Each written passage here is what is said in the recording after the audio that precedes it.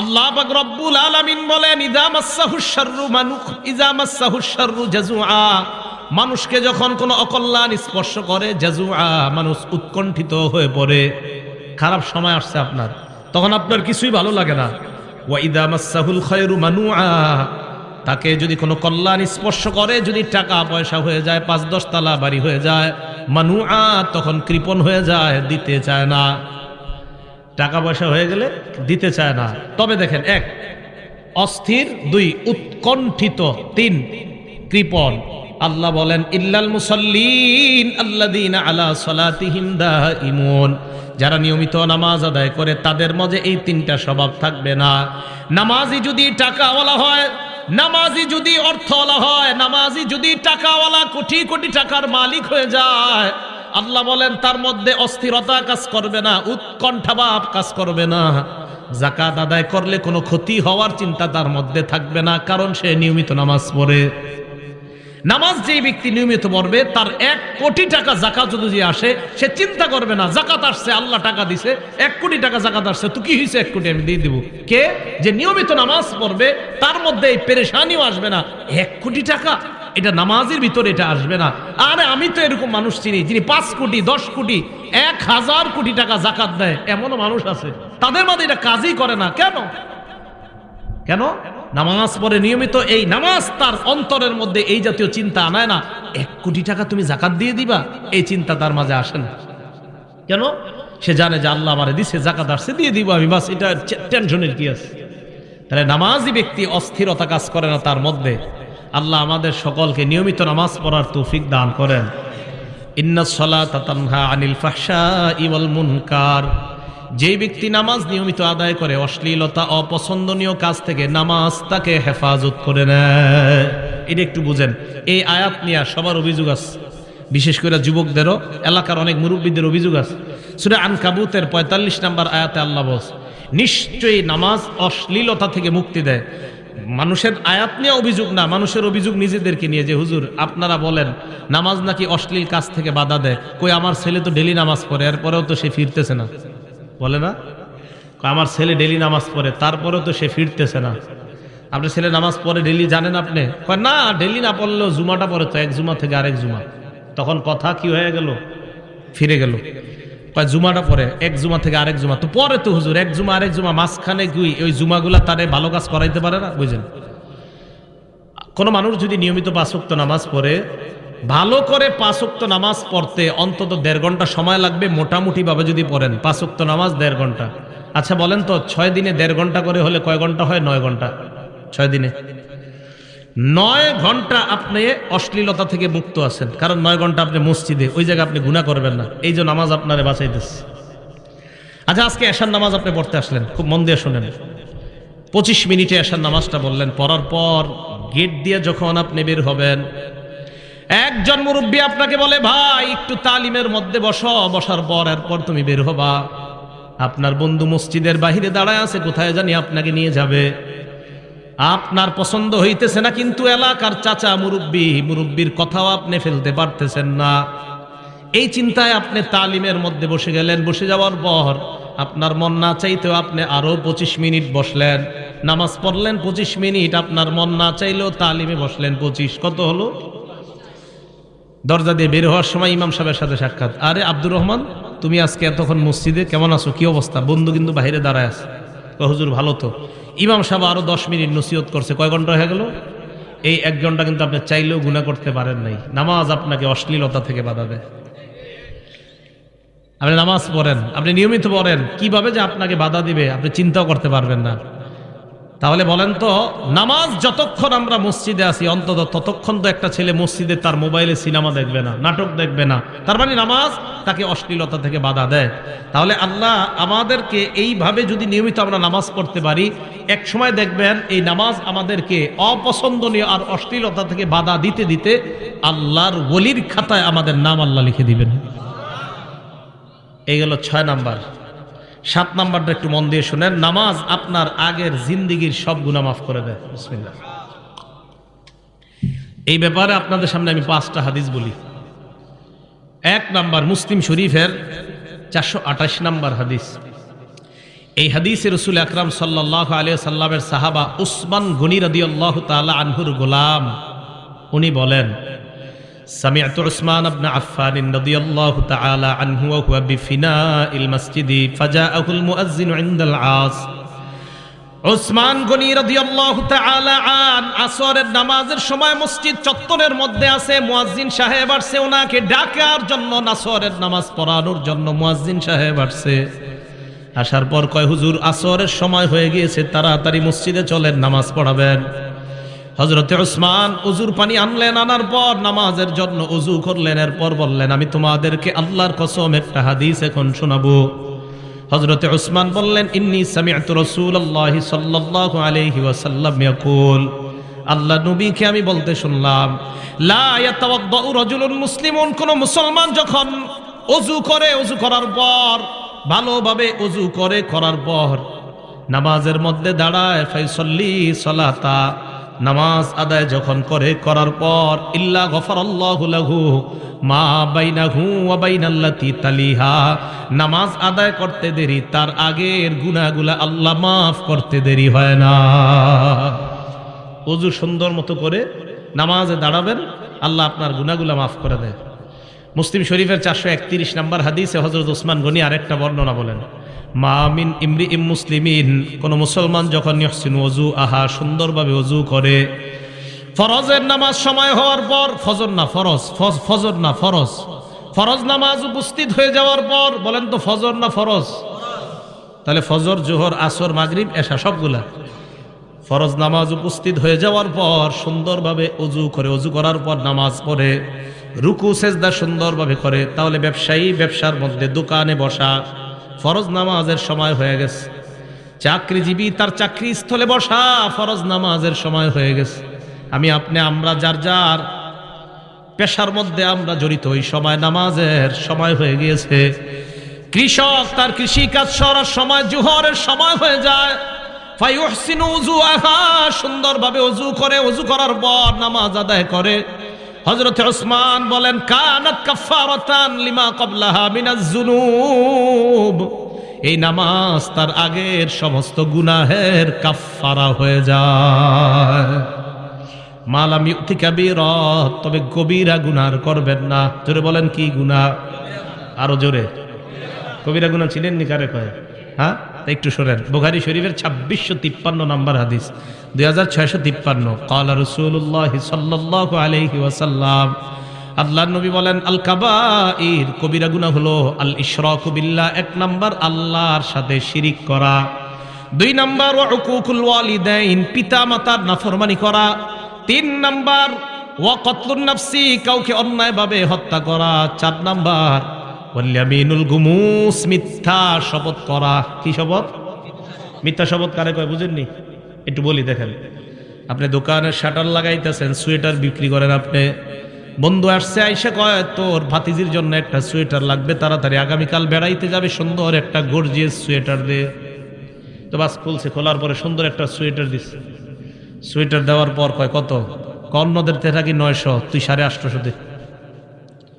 তো দেওয়ার সময় কয়, আর কইস না দোস্ত, মানুষ যা করে ঠিক মতো দামটাও দেয় না, কিনা দামটাও দেয় না। তোরে কইতাছে আল্লাহর কসম, এটা 800 টাকা দেখি না, তোর থেকে 50 টাকা লাভ করছে।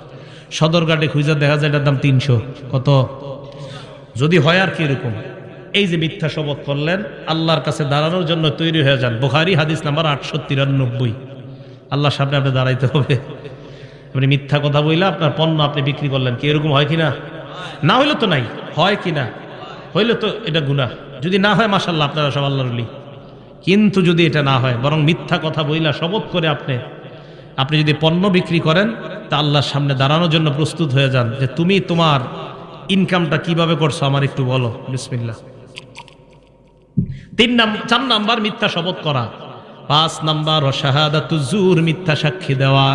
মিথ্যা সাক্ষী এমন একটা সাক্ষী, যেই সাক্ষীর মাধ্যমে অপরাধী হয়ে যায়, অপরাধী নিরপরাধ হয়ে যায়। 5টা কবিরা গুনার কথা আমরা জানলাম। এবার আপনাদের সামনে আমি 10টা এমন গুনাহের কথা বলবো, এর মধ্যে 7টা হলো গুনাহ, পরের 3টা, মোট 10টা। শেষের 3টা হলো এমন যে 3টা যদি না করেন গুনাহ। কিতাবের নাম মুসনাদে আহমদ, হাদিস নাম্বার 22,075 নাম্বার হাদিসের বর্ণনা। মুআজ ইবনে জাবাল রাদিয়াল্লাহু তাআলা আনহুর বর্ণনা, তিনি বলেন আওসানি রাসূলুল্লাহ বিআশারি কালিমাত, আল্লাহ নবী আমাকে 10টা উপদেশ দিয়েছে। গণবেন, বলেন নবীজি কয়টা উপদেশ দিয়েছে? আমারে আপনারে সবাইরে কয়টা উপদেশ? 1 নাম্বার, লা তুশরিক বিল্লাহি শাইআ ওয়া ইন কুতিলতা ওয়া হুররিকতা, আল্লাহর সাথে শিরিক করবা না, যদিও তোমাকে হত্যা করা হয়, যদিও তোমাকে জ্বালিয়ে দেওয়া হয়। বলেন, হত্যা করা হয়, জ্বালিয়ে দেওয়া হয়, আল্লাহর সাথে কি করা যাবে না? আল্লাহর সাথে শিরিক চিনেননি কারে কয়? গরু জবাই করছেন, জবাই করার সময় বললেন আব্দুল কাদের জিলানীর নামে জবাই করলাম, এটা কি শিরিক?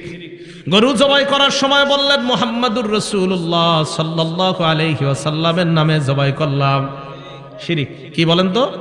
শিরিক। যেই শিরিক করে তার উপরে আল্লাহ পাক রব্বুল আলামিন অভিশাপ দেয়। মুসলিম শরীফ হাদিস নাম্বার 5018 নাম্বার হাদিস।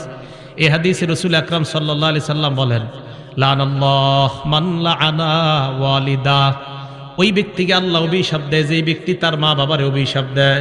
কোন সন্তান যদি তার বাবাকে বলে আপনার মতো বাবা না হইলে আমার অনেক ভালো হইতো, এই ছেলের আল্লাহ অভিশাপ দেয়।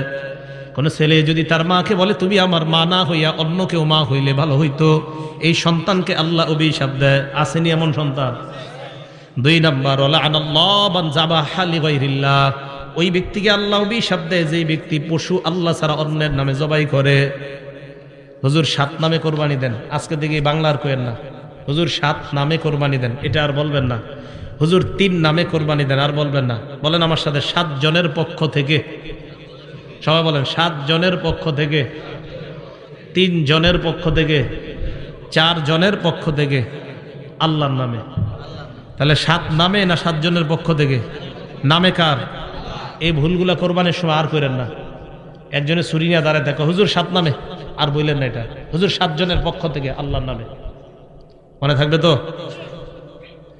তো যেই ব্যক্তি আল্লাহ ছাড়া অন্য কারণে জবাই করে তার উপরে আল্লাহ অভিশাপ দেয়। 3 নাম্বার, ওয়ালাআনাল্লাহ মান গায়্যারা মানারাল আরদি, দেখেন তো এই অপরাধটা আপনাদের মাঝে আছে কিনা? যেই ব্যক্তি জমিন, অন্যের জমিন নিজের কবজায় নিয়ে নেয়, নিয়ে নেওয়ার পর বলে ক্রয় সূত্রে এই জমির মালিক আরিফ বিন হাবিব। আছে? অন্যের জমিন সামান্য, এই সামান্য একটু জমিন যদি আপনার আয়াতে নিয়ে বাস লিখে দিয়েছেন, ক্রয় সূত্রে এই জমির মালিক হাজী মোহাম্মদ মক, তার উপর আল্লাহ অভিশাপ দিতে থাকে। আল্লাহ 24 ঘন্টা তার উপর অভিশাপ চলতে থাকে। সে হজ করছে 50 বার। কয়বার? এই হজ করা অবস্থা অভিশাপ চলতেছে, আরেকজনের জমি মেরে হজ করতেছে। এগুলো 3 নাম্বার। 4 নাম্বার, লাআনাল্লাহ মান আওয়া মুহদিসা, যে ব্যক্তি কোনো বেদাতিকে আশ্রয় দেয় ওই ব্যক্তিকে আল্লাহ অভিশাপ দেয়। আপনাদের এলাকায় সালাগাই দিয়ে এক ব্যক্তি ঘুরতেছে, হঠাৎ আপনারা মনে করলেন লোকটা সালাগাই দিয়ে কেন হাঁটতেছে, মনে হয় ভিতরে কিছু আছে। চিন্তা ভাবনা কইরা তারে আপনারা পীর বানায়া দিয়ে এলাকার মধ্যে খানকা খুইলা দিলেন। আল্লাহ নবী কয় তোমার উপর আল্লাহ 24 ঘন্টা অভিশাপ দেয়, কারণ তুমি কেন বাটপারকে জায়গা দিলা। তাহলে শিরিক করা যাবে না। আবার আসেন আগের জায়গায়, নবীর 10 উপদেশ মনে আসেনি? ওখান থেকে এই হাদিসে আসলাম। 1 নাম্বার, আল্লাহর সাথে শিরিক করবা না, যদিও তোমাকে হত্যা করা হয়, যদিও তোমাকে জ্বালিয়ে দেওয়া হয়। 2 নাম্বার, ওয়ালা তা'আক্কারনা ওয়ালিদাইক ওয়া ইন আমারাকা আন তাখরুজা মিন মালিকা ওয়া আহলিকা, তোমার মা বাবা যদি তোমাকে সম্পদ থেকে আলাদা করে দেয়, তোমাকে যদি ত্যায্য করে দেয়, মা বাবার নাফরমানি করবা না। ঘর থেকে বের করে দিছে, সম্পদ থেকে বের করে দিছে, তুই পাবি না সম্পদ, এরপরেও মা বাবার সাথে নাফরমানি করা যাবে না। এখন মা বাবা বের করবে কি? ছেলে মা বাবারে বের করে দেয়। 2 নাম্বার, তোমার মা বাবা যদি তোমাকে সম্পদ থেকে বের করে দেয়, ত্যায্য করে দেয়, তাও তুমি তোমার মা বাবার কি করবা না? নাফরমানি করবা না। 3 নাম্বার, এই 3 নাম্বারটা শুনেন, ওয়ালা তাতরুকান্না সালাতান মাকতুবাতান মুতাআম্মিদা, বলেন ইচ্ছাকৃতভাবে, বলেন 1 ওয়াক্ত ফরজ নামাজ ছেড়ে দিবা না। নবীজি বলেন ইচ্ছাকৃতভাবে 1 ওয়াক্ত ফরজ নামাজ ছেড়ে দিবা না। ফাইন্না মান তারাকা সালাতান মাকতুবাতান মুতাআম্মিদান, কেউ যদি 1 ওয়াক্ত ফরজ নামাজ ইচ্ছাকৃতভাবে ছেড়ে দেয়, ফাকাদ বারিআত মিনহু জিম্মাতুল্লাহ, আল্লাহর জিম্মা তার থেকে উঠে যায়, ওই বান্দার দায়িত্ব আর আল্লাহ নেয় না। যা তোর যা মন চায় কর। 1 ওয়াক্ত ফরজ নামাজ যদি কেউ, সবাই মন দিয়ে শোনেন, 1 ওয়াক্ত ফরজ নামাজ যদি কেউ ইচ্ছাকৃতভাবে ছেড়ে দেয়, তার থেকে আল্লাহ জিম্মা উঠায় নেয়, তোমার যা মন চায় করো, আমি তোমার দায়িত্ব নিচ্ছি না। ভাই কথাটা খুব খুব খুব কঠিন কথা, বালিশে মাথা লাগায় চিন্তা করেন, এক ওয়াক্ত নামাজ ইচ্ছাকৃতভাবে ছেড়ে দিলে আল্লাহ কষ্ট পায় আপনার উপর, আল্লাহ রাগান্বিত হয়। যা তোর যেমন চায় কর, তুমি দুনিয়ার সব পারলা, আর আমার জন্য নামাজটা পড়ার সময় তোমার যত অজুহাত, আমার কাপড় ঠিক নাই, আমার এই কাজ আছে সেই কাজ আছে। মুসলমান দুনিয়ার সব করতে পারে, নামাজের সময় হাজারো অজুহাত দাঁড় করায়। তো নবীজি বলছেন, এক ওয়াক্ত নামাজ যদি কেউ ইচ্ছাকৃতভাবে ছেড়ে দেয়, তার থেকে আল্লাহর যে একটা দায়িত্ব আছে এই বান্দার জন্য উঠে যায়। তো যেমন চায় কর। তাহলে 3 নাম্বার, ওয়াদা করা যায় এক ওয়াক্ত নামাজ ইচ্ছাকৃতভাবে স্বেচ্ছায় সজ্ঞানে আর ছাড়বো না ইনশাআল্লাহ, আল্লাহ কবুল করেন। 4 নাম্বার, আল্লাহ নবী বলেন, ওয়ালা তাশরাবান্না খামরা, মদ পান করবা না, গাঁজা খাইবা না, চিপায় চুপায় ইয়াবা টানবা না। কি টানবা না? ইয়াবা, গাঁজা। চিপা চুপায় বৈশা গাঁজা টানা যাবে না, ইয়াবা টানা যাবে না, মদ পান করা যাবে না। ফাইন্নাহু রাসু কুল্লি ফাহিশা, মাদক সমস্ত অশ্লীলতার দরজা খুলে দেয়। 5 নাম্বার, ইয়াকা ওয়াল মাসিয়া, গুনাহ থেকে বাঁচো, নাফরমানি থেকে বাঁচো। ফাইন্না বিল মাসিয়াতি হাল্লা সাখাতুল্লাহ, নাফরমানির মাধ্যমে আল্লাহর গজব দুনিয়াতে নেমে আসে। নাফরমানির কারণে আল্লাহর গজব দুনিয়াতে আসে।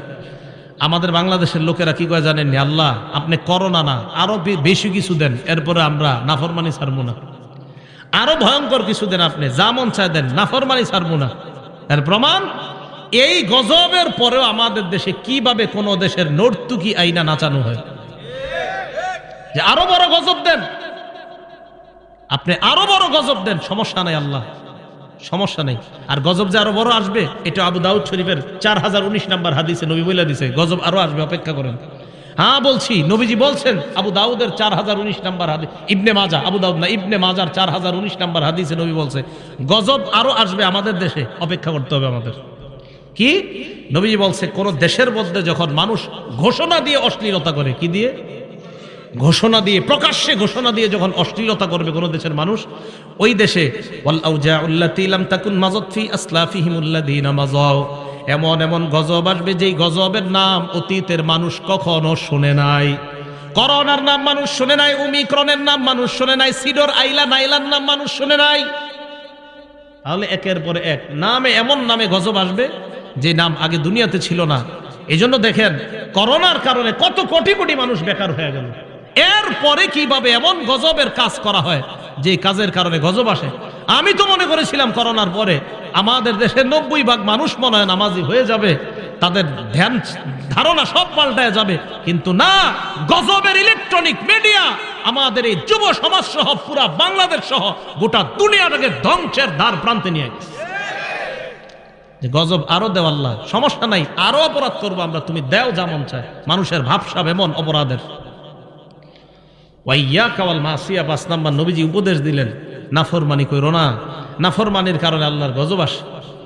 মুসনাদে আহমদ একটা কিতাবের নাম, এই কিতাবের 26,638 নাম্বার হাদিসে নবীজি বলছেন, ইজা যহারাতিল মাআসি ফি কওমিন, কোন এলাকায় যখন নাফরমানি ব্যাপকভাবে হবে, আম্মাহুমুল্লাহু বিআযাবিন মিন ইনদিহি, ওই এলাকার ভালো খারাপ সবার উপর আল্লাহ গজব দিবে। ভালো খারাপ সবার উপর। সাহাবারা কয়, হুজুর ভালো মানুষের উপর কেন দিবে? নবীজি বলেন, গজব আসবে যখন ভালো খারাপ দেখবে না, সবার উপর আসবে গজব। করোনায় ভালো মানুষ মারা গেছে না? ভালো মানুষও মারা গেছে, তাহলে গজব আসবে সবার উপর। নবীজি বলেন, কিয়ামতের ময়দানে ভালো মানুষগুলাকে আল্লাহ আলাদা করে জান্নাত দিয়ে দিবেন। তো বলতেছিলাম 5 নাম্বার উপদেশ, নাফরমানি থেকে বাঁচো। 6 নাম্বার, ওয়া ইয়্যাকা ওয়াল ফিরার মিনাজ যাহফি ওয়া ইন হালাকান নাস, জিহাদের ময়দানে সবাই যদি ধ্বংস হয়ে যায়, তুমি জিহাদের ময়দান থেকে পলায়ন করবা না। 7 নাম্বার, ইদা আসাবান নাস মাউতুন, কোন এলাকার মধ্যে যদি মহামারী লেগে যায়, ওয়া আনতা ফীহিম ফাসবুত, ওই এলাকার মধ্যে যদি তুমি থাকো, ওই এলাকা থেকে পালাবা না, ওই এলাকার মধ্যে তুমি অবস্থান করো। কোন এলাকায় মহামারী লাগছে, ওই এলাকা থেকে তুমি পালাও না, সেখানেই থাকো। বিসমিল্লাহ। বিশ্ব স্বাস্থ্য সংস্থা ঘোষণা দিল, সারা পৃথিবীতে লকডাউন দিল, আর বলল কি, যে যেখানে আছে সেখান থেকে যেন বের না হয়। এটা বিশ্ব স্বাস্থ্য সংস্থার ঘোষণা কিছুদিন আগে। আমাদের নবী 1500 বছর আগে বলে দিছে এই ঘোষণা। তার মানে মুসলমানদের পক্ষ থেকে আমরা দাবি জানাই, ও অমুসলমান সম্প্রদায় যারা আছেন, পুরা পৃথিবীতে এই ঘোষণা আপনারাও মেনে নেন। আমাদের নবী মানুষদের মধ্যে সবচেয়ে শ্রেষ্ঠ গবেষক ছিলেন। না হয় কিভাবে বলে দিলেন, যেই দেশে মহামারী লাগবে সেখানেই থাকো, সেখান থেকে বের হয়েও না। বিশ্ব স্বাস্থ্য সংস্থা এখন কইছে, আমাদের নবী 1500 বছর আগে গেছে। 7 নাম্বার, যেখানে মহামারী লাগে সেখানে থাকো, বের হয়েও না। 8, 9, 10 নাম্বারটা মন দিয়ে শোনেন সব অভিভাবকরা। 8 নাম্বার, আনফিক আলা ইয়ালিকা মিন তাওলিকা, তুমি তোমার সামর্থ্য অনুযায়ী, সাধ্য অনুযায়ী পরিবারের উপর খরচ করবা। বেতন আপনার 15,000, আপনার সন্তান আপনার কাছে একটা মোবাইল চেয়েছে, মোবাইলের দাম 20,000। বেতন কত? মোবাইলের দাম কত? পরিবারে চালাবেন কিভাবে? এই সন্তান ওই বাবারে তখন সুদ নামক গুনাহে লিপ্ত করে। ওই বাবা তখন ছেলের দিকে তাকায় বাধ্য হয়ে ব্যাংক থেকে সুদ আনে। কি করবে? ছেলে কয়, মোবাইল যদি না দাও আমি পড়াশোনা করব না। কি কথাগুলো ঠিক না? তো সাধ্য অনুযায়ী তুমি তোমার পরিবারের উপর খরচ করো, এটা হলো 8 নাম্বার। 9 নাম্বার, ওয়ালা তারফা আনহুম আসাকা আদাবা, তোমার পরিবারের উপর থেকে তুমি শাসনের লাঠি উঠাইবা না। পরিবারের উপর শাসনের লাঠি মানে আপনার বিবি যেন আপনাকে ভয়, এই ব্যাপারে যেন ভয় পায়, আমার স্বামী দুনিয়ার মধ্যে সবচাইতে ভালো, আমার স্বামীর মতো হাস্যোজ্জ্বল মানুষ নাই। তবে আপনার বিবি যেন অন্য মহিলাদেরকে এই কথা বলতে পারে, আমার স্বামী দুনিয়ার সব কিছুর সাথে আপোষ করতে রাজি, নামাজের সাথে আমার স্বামী কোনো আপোষ করবে না। নামাজ যদি না পড়ি আমার স্বামীর চাইতে কালো চেহারা আর কারো হবে না। বিবি আপনাকে নিয়ে যেন এটা বলতে পারে যে আমার স্বামী সব ছাড় দিবে, আমাকে বলবে একটু হাসি ঠাট্টা সব মানবে, কিন্তু নামাজ পড়বো না, আমার স্বামী আমার এই ছাড় দিবে না। এই ভয় প্রত্যেক বিবির মধ্যে যেন আপনার ব্যাপারে থাকে, এটা শাসনের লাঠি। আপনার ছেলে মেয়েগুলা যেন ফজরের সময় কয়, এই তাড়াতাড়ি ওঠ, আব্বা কিন্তু লাঠি নিয়ে আসতেছে, এই আব্বা রাগ হয়ে যাবে, আরে আব্বা গালি দিবে, বকা দিবে। দেখেন এখন আমাদের মাঝে না এই শ্রদ্ধাগুলার নাই। হ্যাঁ, আগে আমরা দেখেন ওনারা, আপনারা যারা আছেন 10 বছর আগেও, 15 বছর আগেও, আপনার বয়স যদিও 25-30, একটা ভয় কাজ করতো, এই আরে আব্বা রাগ করতেছে, ওঠ তাড়াতাড়ি ওঠ, ফজরের নামাজে চল। তার মানে বাবার প্রতি সন্তানদের একটা ভয়, এটা শ্রদ্ধা থেকে এই ভয়টা কাজ করতো। আমেরিকার বিশাল বড় বড়লোক হয়ে যাওয়ার পরেও সন্তান বাবার সামনে যখন আসতো একদম বিড়ালের মতো নিচে দিয়ে তাকায় দেয়, কারণ আমার সামনে যিনি উনি আমার বাবা, আমি তার সন্তান। এই শ্রদ্ধাবোধগুলা নাই। জানেন কেন নাই? এই মিডিয়া, এই মোবাইল আমাদের বাবা আর সন্তানের এই শ্রদ্ধার সম্পর্ক নষ্ট করে দিচ্ছে। কেন জানেন? বাবা, সন্তান, স্ত্রী একসাথে বৈশা সিনেমা দেখে যে ঘরের মধ্যে, আপনি বলেন ওই সন্তান ওই বাবাকে কিভাবে শ্রদ্ধা করবে? করবে না। তাহলে 9 নাম্বার, সন্তান পরিবারের উপর থেকে শাসনের লাঠি বুঝে আসছে সবার। আপনার সন্তানরা যেন এই ভয় থাকে, এই শোন তাড়াতাড়ি নামাজে চল, নামাজে না গেলে আব্বা কিন্তু যে রাগ করবে। এই ভয় সন্তানদের মাঝে থাকাটা, এটা হলো শাসনের লাঠি। 10 নাম্বার, ওয়া আখিফুম ফিল্লাহি আজ্জা ওয়া জাল, তোমার পরিবারকে তুমি সব সময় আল্লাহর ব্যাপারে ভয় দেখাও। পরিবার যেন গুনাহ দিকে ধাবিত না হয়। তাদেরকে বলো মরণের পর 2টা ঠিকানা, একটা হলো জান্নাত আর একটা হলো জাহান্নাম। আমি আবার বলি একবারে, আপনারা দেখেন একটু মনে রাখতে পারেন কিনা। 1 নাম্বার, আল্লাহর সাথে শিরিক করা যাবে না। 2 নাম্বার, মা বাবার সাথে নাফরমানি করা যাবে না। 3 নাম্বার, ফরজ নামাজ ইচ্ছাকৃতভাবে ছেড়ে দেওয়া যাবে না। 4 নাম্বার, মাদক পান করা যাবে না। 5 নাম্বার, আল্লাহর নাফরমানি করা যাবে না। 6 নাম্বার, জিহাদ যদি কখনো ফরজ হয়ে যায়, জিহাদের ময়দান থেকে পলায়ন করা যাবে না।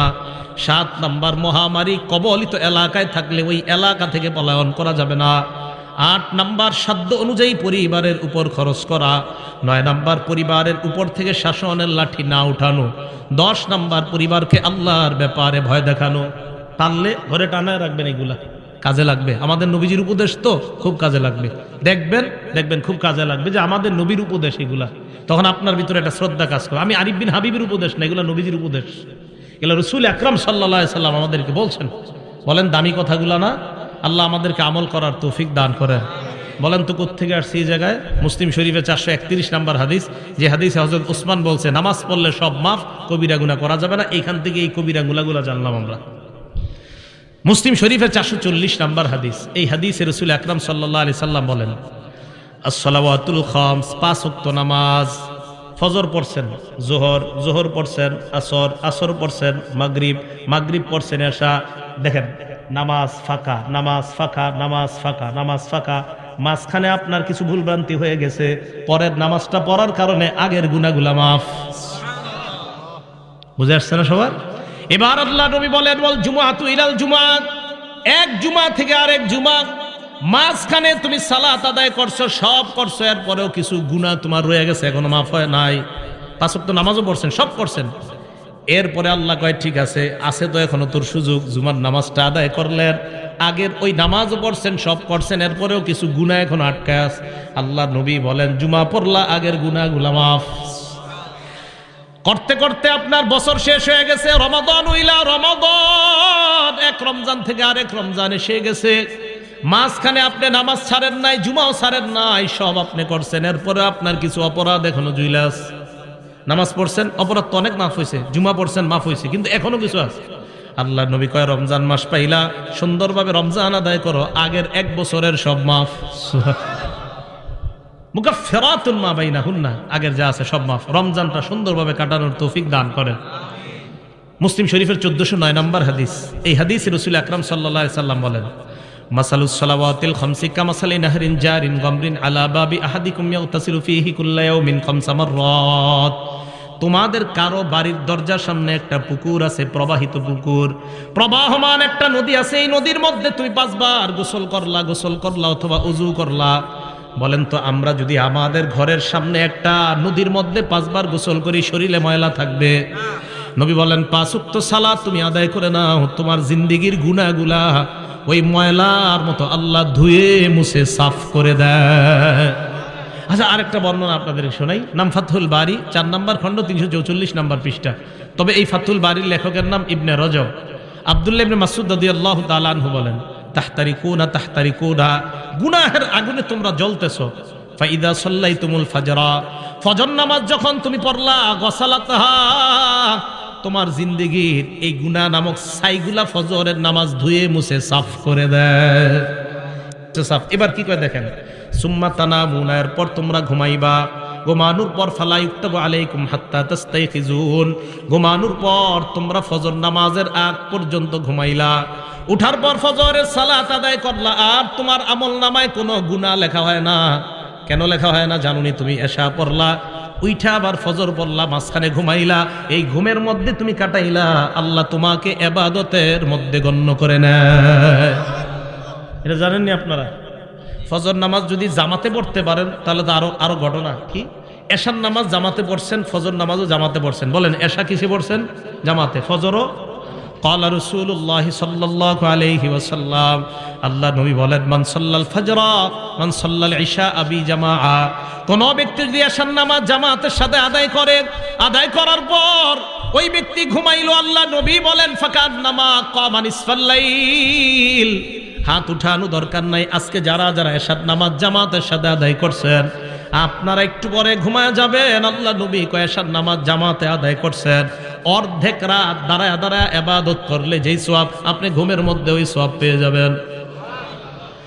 এরপর আপনি উঠা ফজরের নামাজ জামাতে আদায় করলেন, বলেন ইনশাআল্লাহ। আগামীকাল যদি আপনারা সবাই ফজরের নামাজটা জামাতে আদায় করেন, নবী বলেন ফাকাদ নামাজ সাল্লাল লাইলা কুল্লাহ, সারা রাত নামাজের সওয়াব পেয়ে যাবেন। মুসলিম শরীফের হাদিস, 1377 নম্বর হাদিস। তাহলে নামাজ যদি আমরা পড়ি, এশা পড়ে যদি ঘুমাই, আর উঠা যদি ফজর করি, বলেন ঘুমও ইবাদতে গণ্য করে নেবেন কে? কি পড়বো তো ইনশাআল্লাহ। তাহলে 7 নাম্বার, নামাজ পড়লে গুনাহ মাফ করে দেয় আল্লাহ। 8 নাম্বার, নামাজ পড়লে আমার আপনার মর্যাদা আল্লাহ বাড়ায় দেয়। মুসলিম শরীফের 480 নম্বর হাদিস। নবীজির গোলাম সাওবান রাদিয়াল্লাহু তাআলা আনহুর কাছে এক ব্যক্তি আসছে। আসার পর প্রশ্ন করলেন, আমাকে এমন একটা আমলের ব্যাপারে বলো যে আমলটা করলে আমাকে আল্লাহ জান্নাত দিবেন। 3 বার এই প্রশ্ন করছে।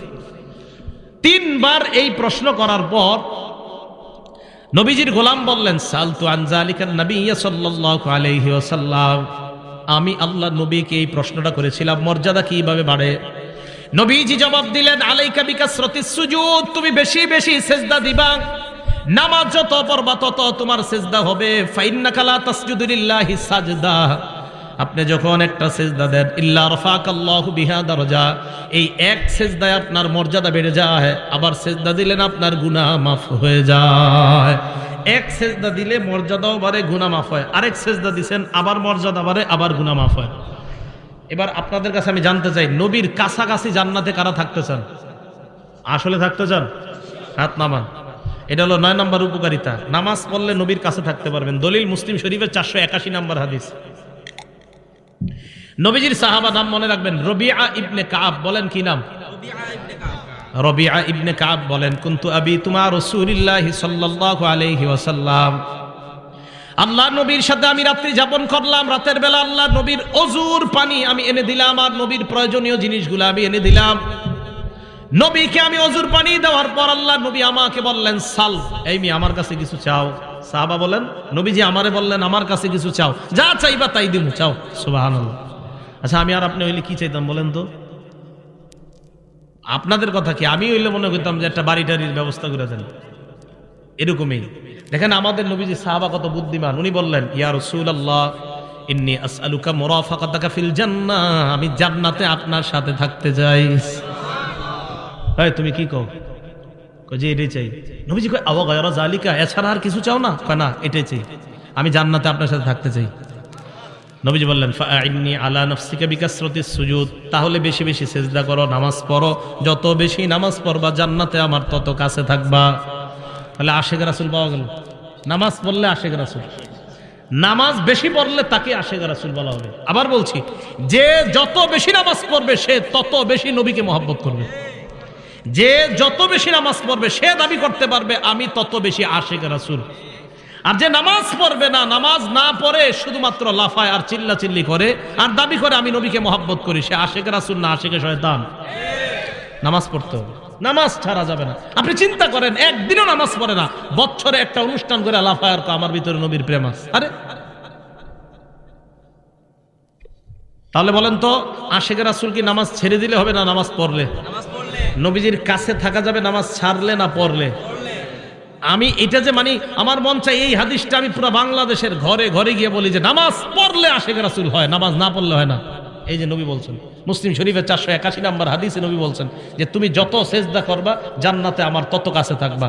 আমি আপনি বলতেছি না, নবীর প্রেম যত থাকবে তত জান্নাতে, নামাজ পড়ি আর না পড়ি নাউজুবিল্লাহ। আমার নবী কয় না, যত বেশি নামাজ পড়বা তত বেশি তোমার মাঝে আমার মহব্বত পয়দা হবে আর তুমি তত কাছে আমার জান্নাতে থাকবে। নবী বলে একটা, আমি আপনি স্লোগান দিয়ে আর একটা, কিভাবে হবে? এগুলো 9 নম্বর কথা, নামাজের উপকারিতা। যত বেশি নামাজ তত নবীর কাছে জান্নাতে। 10 নম্বর, আপনারা আজকে এশার নামাজে হাইটে হাইটে মসজিদে গেছেন কারা? দেখি এবার হাত তোলেন, সমস্যা নেই। হাইটে হাইটে গেছেন না মসজিদে? হাত নামান। হাইটা যারা মসজিদে গেছেন, মুসলিম শরীফের 1407 নম্বর হাদিস, ক্বালা রাসূলুল্লাহি সাল্লাল্লাহু আলাইহি ওয়াসাল্লাম, আল্লাহ নবী বলেন, মান তাতাহহারা ফি বাইতিহি, যেই ব্যক্তি ঘরে ওযু করে, তাহলে একটা সুন্নাত যদি পারেন পালন করেন, পারেন যদি ওযুটা ঘরে করবেন। করার পর এরপর আপনি ঘর থেকে বের হলেন, এই যে দরজা দিয়ে এই যে বাহিরে পাটা রাখছেন, মসজিদে যাবেন। কানাত খতওয়াতা, আপনার 2 পা 2 ভাগ হবে আল্লাহর কাছে। কিভাবে? প্রথম আপনি পাটা রাখলেন, তাহুত্তু খতিয়া, পা রাখার সাথে সাথে আপনার গুনাহ মাফ। এরপর আল উখরা তারফাউ দারজা, আরেকটা পা রাখলেন, আপনার মর্যাদা বাড়ছে। তাহলে নামাজের দিকে যদি আপনি যান, সুম্মা মাশা ইলা বাইতিম মিন বুয়ুতিল্লাহ, আপনি যদি ওযু করার পর আল্লাহর কোন ঘরের দিকে রওনা করেন, 1 পা ফালাইবেন গুনাহ মাফ, আরেক পা ফালাইবেন মর্যাদা বেড়ে যায়। তাহলে যত বেশি হাইটা মসজিদে যাবেন তত সওয়াব।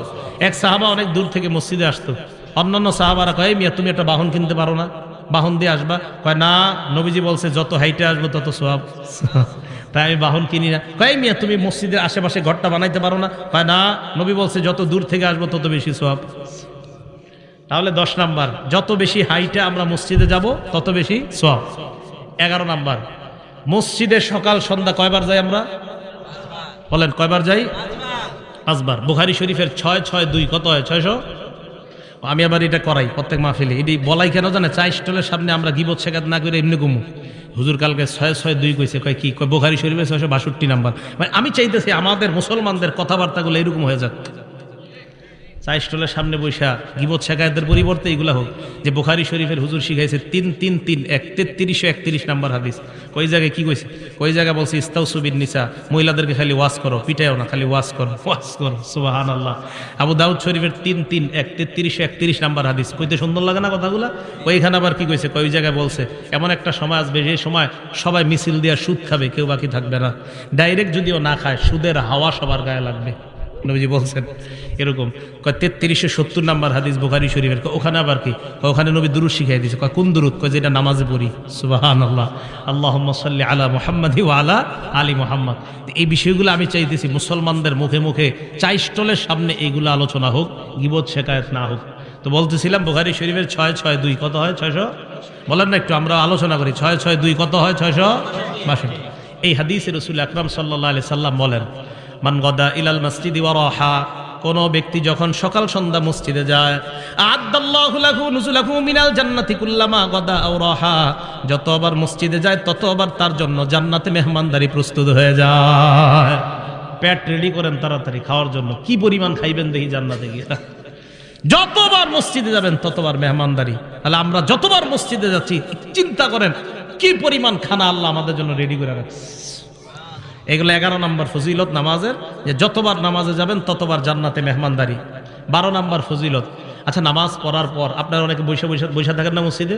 সুবহানাল্লাহ, আলহামদুলিল্লাহ, লা ইলাহা ইল্লাল্লাহ, আল্লাহু আকবার, বসে বসে তাসবিহ পড়েন। আপনি তাসবিহ পড়েন না, কিচ্ছু করেন না, এমনি বসে রয়েছেন নামাজ পড়ে। ভাল্লা বসে রয়েছেন মসজিদের এক কোনায়, অজু অবস্থায় বসে রয়েছেন, বসে বসে ঘুমাইতেছেন, অজু অবস্থায় বসে বসে ঘুমাইতেছেন, বসে রয়েছেন, কোনো কাজ করতেছেন না। নবীজি সাল্লাল্লাহু আলাইহি সাল্লাম বলেন, বুখারী শরীফের 2119 নম্বর হাদিস, 2119, 2119, ঠিক না? 2119, 2119। এই হাদিসে রাসূল আকরাম সাল্লাল্লাহু আলাইহি সাল্লাম বলেন, আল মালাইকাতু তুসাল্লি আলা আহাদিকুম মা দামা ফি মুসাল্লাহুল্লাযী ইউসাল্লি ফীহি। নামাজ পড়ার পর মুসল্লি যেই জায়গায় বসে আছে, বসে থাকার পর ওই মুসল্লি যতক্ষণ মসজিদ থেকে বের না হয়, ফেরেশতারা তার জন্য আল্লাহর কাছে 2টা দোয়া করতেই থাকে। এক নাম্বার ফেরেশতারা বলে, আল্লাহুম্মা সাল্লি আলাইহি, মাবুদ তুমি এই বান্দার উপর শান্তি নাজিল করো। মাবুদ গো, বেচারা পেরেশানি হয়ে মসজিদে বসে আছে, আল্লাহ আমরা ফেরেশতারা বলতেছি তারে তুমি শান্তি দিয়ে দাও। ভাই কিভাবে বুঝাবো আপনাদেরকে? আপনি পেরেশান হয়ে মসজিদে গিয়ে বসে রয়েছেন, ফেরেশতারা আল্লাহ রেখে, আল্লাহ তারে শান্তি দাও। সুবহানাল্লাহ। 2 নাম্বার, আল্লাহুম্মা রহমহু, আল্লাহ তুমি তাকে তোমার রহমতের চাদর দ্বারা ঢেকে নাও। দোয়া 2টা সুন্দর না? তাহলে অস্থির কাজ করতেছে, পেরেশানিতে আছেন, মসজিদে নামাজ পড়ে একটু বসে থাকেন, আর মনে মনে ভাববেন যে হুজুরে বুখারী শরীফের দলিল দিয়ে বলছে আমি মসজিদে যতক্ষণ বসে থাকবো আমার পেরেশানি দূর হওয়ার জন্য ফেরেশতারা দোয়া করবে। এগুলো 12 নাম্বার উপকার। 13 নাম্বার, মসজিদে যায় দেখছেন আপনাদের এলাকায় জোহর কয়টায়? 1:30 না 101টায়? আচ্ছা 101টা ধরে নিই আমরা। মসজিদে গেছেন আপনি, যাওয়ার পরে সুন্নত পড়ে দেখতেছেন 20 মিনিট বাকি আছে, বসে রয়েছেন, কোনো কাজ নাই। এই যে আপনি বসে রয়েছেন, আরো 20 মিনিট বসে থাকবেন, আপনি এমনি বসে রয়েছেন, অটোমেটিক গাছের পাতার মতো আপনার গুনাহ জোরে পড়তেছে। দলিল মুসলিম শরীফের 475 নম্বর হাদিস। ক্বালা রাসূলুল্লাহ সাল্লাল্লাহু আলাইহি ওয়াসাল্লাম, আল্লাহ নবী বলেন, আমি কি তোমাদেরকে এমন 3টা আমলের কথা বলবো না যেই 3টা আমল করলেই তোমাদের গুনাহ অটোমেটিক মাফ হইতে থাকে? 1 নাম্বার, ইসবাগুল ওযুই আলাল মাকারি। তুমি অপছন্দ মানে কষ্ট হইতেছে ওযু করতে, কষ্ট, এরপরেও তুমি ওযু করতে কষ্ট হইতেছে, এরপরে ওযু করতে কষ্ট হয়। মনে করেন এই জায়গায় একটু সমস্যা আছে, তো আপনি আস্তে ধীরে ওযু করতেছেন, কষ্ট। 1 নাম্বার কষ্ট হইল ওযু করা। 2 নাম্বার কাসরাতুল খুতা ইলাল মাসাজিদ, হাইটা বেশি বেশি মসজিদে যাওয়া। 3 নাম্বার ইন্তিজারুস সালাতি বাদাস সালাহ, নামাজের অপেক্ষায় বসে থাকা। এই 3টা আমল তোমরা করতেছো, গাছের পাতার মতো গুনাহ জড়ে পড়ে যায়। এই জায়গায় গাছের পাতা শব্দটা নাই, এখানে আসছে গুনাহ জড়ে পড়ে।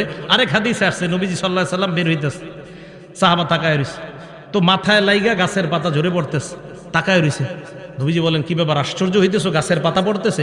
এই গাছের পাতাগুলা যেইভাবে পড়ে নামাজ পড়বা, এইভাবে তোমার গুনাহগুলা ঝরে পড়েছে। তাহলে 13 নাম্বার আমরা জানলাম, মসজিদে গিয়া অপেক্ষা করলেও কোনো লস নাই। কিন্তু আপনারা কি করেন জানেন? 101টার সময় যদি 1:16 বাজে যায় অথবা 17, ইমাম সাহেব আসে না, সবাই একসাথে মিছিল দিয়া, হুজুর আসে না কেন? হুজুর আসে না কেন? এখন থেকে আর এটা করবেন না। কেন?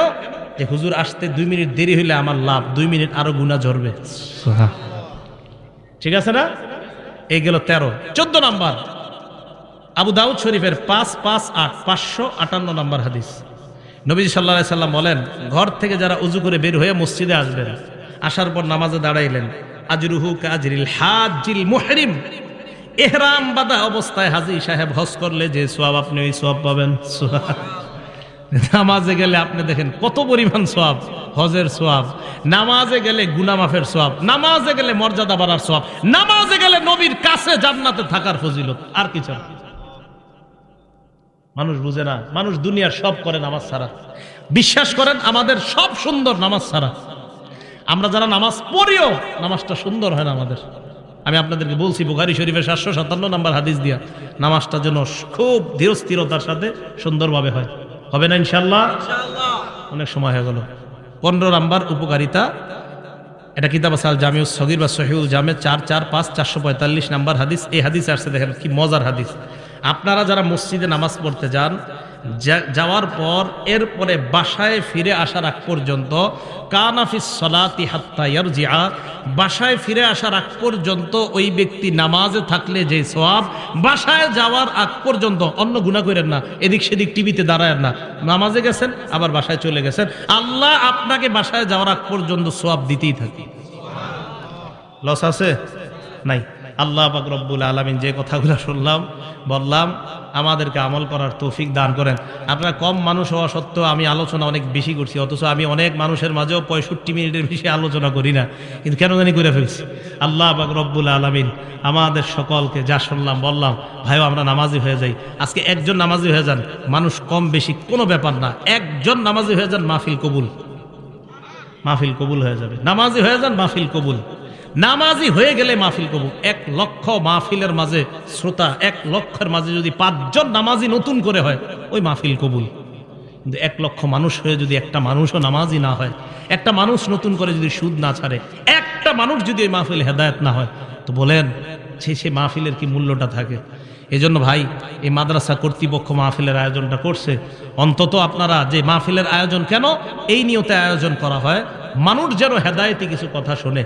আমি আমার আমলের জন্য আপনাদেরকে কিছু কথা বললাম।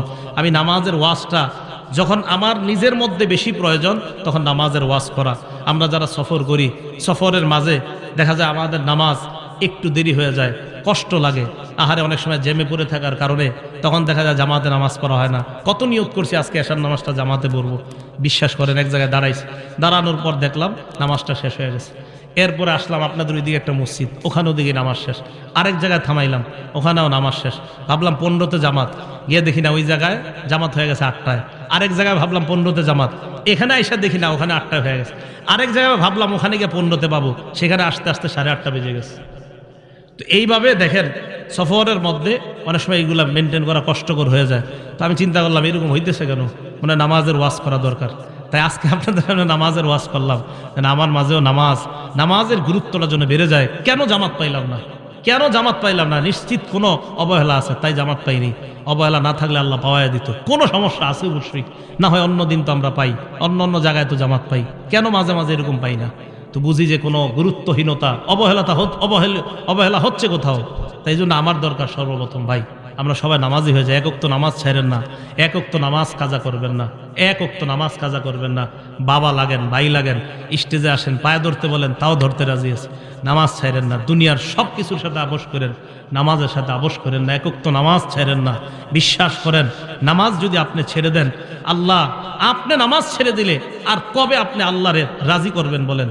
আপনি আল্লাহ, যে আল্লাহ আপনারে বানাইলো, আল্লাহ বললেন 5 ওয়াক্ত নামাজ। দেখেন তাবলিগওয়ালা সাথী ভাইয়েরা দাওয়াত দিতে গেলেই বলে লুঙ্গির একটু সমস্যা আছে, আপনি যান পরে আসতেছে। 7 দিন দাওয়াত দেয়, তাও একই কথা বলে পরে আসতেছে। সব কিছু তার রেডি আছে। একটু ভাবেন তো, আপনারা যদি গিয়ে বলতো 1 প্যাকেট বিরিয়ানি দেওয়া হবে, কেউ হাসবেন না? আপনাকে নামাজের কথাটা বললে আপনি বলেন একটু পরে আসতেছে। আপনি একটু সত্যি করে বলেন যে আপনাকে একটা বিরিয়ানির কথা যদি বলতো, কাচ্চি দেওয়া হবে 1 প্লেট, ঠিক আপনি চলে আসতেন।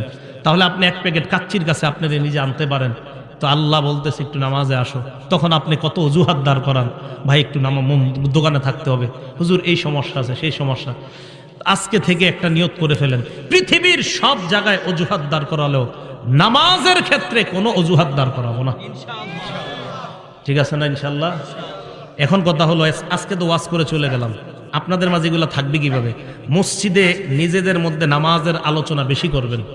নিজেদের মাঝে যখন নামাজের আলোচনা বেশি হবে, চা দোকানের সামনে নামাজের আলোচনা বেশি হবে, ক্ষেতের পাশে 2 জন দাঁড়ায় গল্প করতেছেন, যখন নামাজের আলোচনা বেশি হবে, দেখবেন যেই জিনিস আপনার মাঝে কম আমলের ক্ষেত্রে ওইটার আলোচনা বাড়াইয়া দিবেন, আমল শুরু হয়ে যাবে ইনশাআল্লাহ।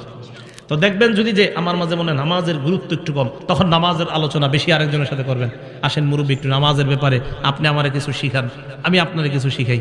তো দেখবেন নতুন করে নামাজের প্রতি আবার জজবা তৈরি হইতেছে।